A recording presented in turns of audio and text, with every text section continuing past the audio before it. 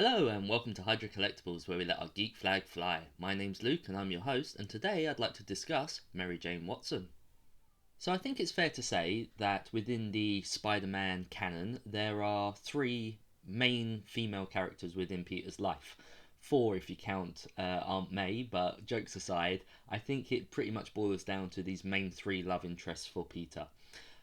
These love interests being Gwen Stacy, Peter's first love, Mary Jane Watson, and then Felicia Hardy, aka the Black Cat. And I think us as Spider-Man fans each have our own favourites. I think it kind of also depends when you first came into the story, and you get to meet these different relationships and see how they blossom and bloom within Peter's life. But I think overall, for the majority of people, especially outside of comic books, I think most people can relate or at least know of Mary Jane Watson. And so I would like to give you guys a little bit of backstory to Mary Jane. This isn't necessarily a awesome backstory because of great moments or special shocking superpower moments or anything like that.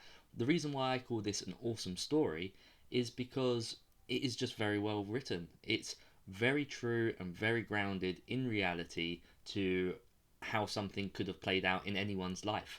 And that is why I think this is such an important story to tell, and one that I think many people don't actually know about. So, yes, if this is of interest to you, I hope you enjoy the video. So what a lot of people don't realise is that Mary Jane is actually one out of two siblings. She actually has an older sister called Gail, and unfortunately growing up, both her and Gail suffered the abuse at the hands of their father.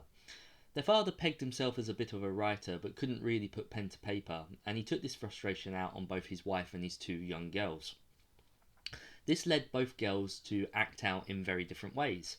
Gail decided to put all of her focus and all of her energy into dancing, whereas MJ decided to play up and be the class clown and stay out late to many different parties and really push those boundaries within the household.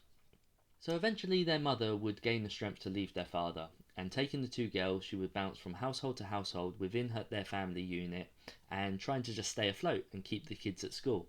However, it was during this time that Gail decided to be the one to act out. She got together with a young man called Timmy, and the two decided that immediately after high school they would begin a life together. They would get married and start a family. This is something that Gail's mother didn't really approve of, and the two would argue repeatedly about it. But sure enough, Gail knew what was best, and she would have her family with Timmy. And the two got married and they had two wonderful children. But then that's where it all fell apart, because Timmy did indeed look back and decide that he had wasted his life, and so he decided to leave Gail and the two children and move on elsewhere. It was during this time that their mother would move in along with MJ to help support Gail and the two children. They would get a job and help basically fund and pay for everything. This, of course, is something that Gail never truly appreciated, and sadly, as time went on, their mum would develop cancer and eventually pass away. It was during the funeral scene where Gail, in a fit of panic, was trying to reassure MJ, saying that everything would be alright, that she could get a job, put some money aside in order to do night classes, and then get a better job and continue to help support the family. This absolutely terrified MJ. This was not the life that she wanted, and she basically turned to Gail and told her no. I think this was a very, very brave decision by MJ. She literally turned to her sister and said no, and told her that she needed to grow up and be a better mother to her two children and not rely on the handouts of others, including family members. This is something that forced the two to very rarely ever speak again. We know that MJ did indeed go and visit her sister during the Clone Saga, and from there we know that she would ring up to talk to the kids or to see how they were doing regarding the holidays or other special occasions such as birthdays, etc. So we do know that they talk, but we also know that Gail has never truly forgiven MJ for walking out on them. I personally really, really loved this backstory. I think it is so grounded and so well placed within the realms of reality. It's just such a brave move from the writers to include such a thing within a superhero comic. this is genuinely something that happens every day in the real world. You know, we have people that take advantage of others, and others that lose out on their dreams and their hopes for the sake of family members that they feel that they have the duty to look after and protect. And so to have MJ tell her sister no, and to grow that backbone, and to go out it alone, and make a life for herself, I think it is truly something amazing. And knowing this about the character makes me love her all the more, despite the fact that I'm a Gwen Stacy fan at heart. So yeah, now let's discuss some important Mary Jane keys that you might want to check out. So, Mary Jane has her first cameo appearance within Spider-Man issue 25. Some of you might know this as the very cheesy 1960s comic book cover, which is the yellow cover with Spider-Man completely tangled up within the robotic arms of a J. Jonah Jameson dressed in a robotic suit. It is absolutely ridiculous, but it does deserve a spot on my wall of yellow because it's such a unique older cover for the Spider-Man series. So yeah, this is her first cameo. However, she's not she's only mentioned by name. She's not really seen. Her face is actually never shown within this book. But I still think it is a central part to your Mary Jane collection.